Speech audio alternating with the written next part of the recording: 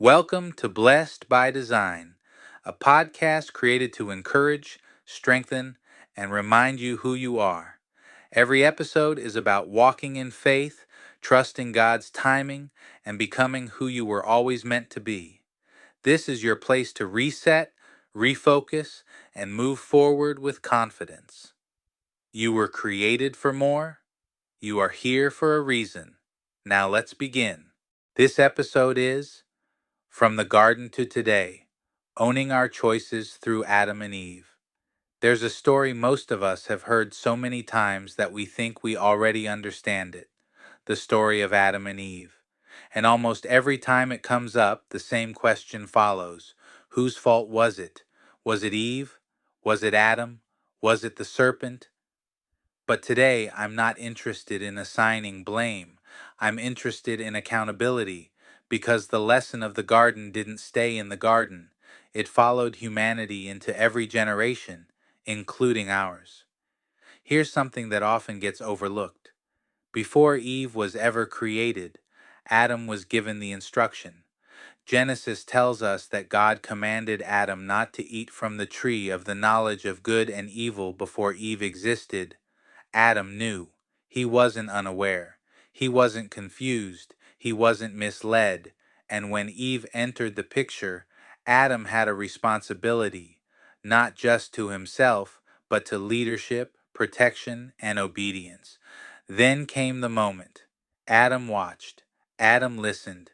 Adam participated. And when God asked what happened, Adam didn't take ownership. Genesis 3:12 says, "The man said, 'The woman you put here with me, she gave me some fruit from the tree, and I ate it.'" Adam didn't say, "I chose." He didn't say, "I failed." He didn't say, "I knew better." He shifted the blame. And if we're honest, that tendency didn't end with Adam. It shows up in us every day. We know what we're supposed to do. We feel the conviction. We sense the warning. But we choose comfort. We choose approval. We choose silence. And when the consequences show up, we point outward at people, at circumstances, at timing, at emotions, at God. But accountability sounds different. Accountability says, I knew, I chose, I own it. And this is important. Accountability is not condemnation, it's alignment. You can't change what you won't own, you can't heal what you keep denying, and you can't grow where you keep deflecting responsibility. James 1:22 reminds us, "Do not merely listen to the word and so deceive yourselves. Do what it says." Adam heard the word, but obedience required action, and he chose otherwise. Many of us are asking God to change outcomes when God is asking us to take responsibility for decisions, not because he's harsh, but because he's intentional. God isn't looking for perfection, he's looking for ownership.